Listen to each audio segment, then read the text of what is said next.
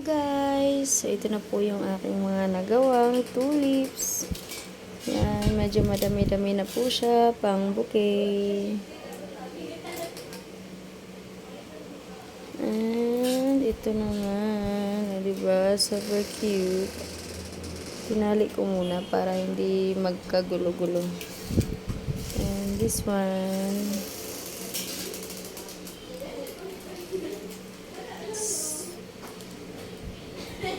Diba? So pretty. Ito naman yung mga single bouquet na gawa ko. Oops.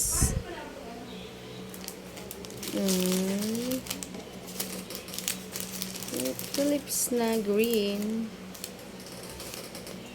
And also, I have this one. Diba? Ang ganda. Sariling for this one. So cute and also so pretty. Just like you. Yun lang po.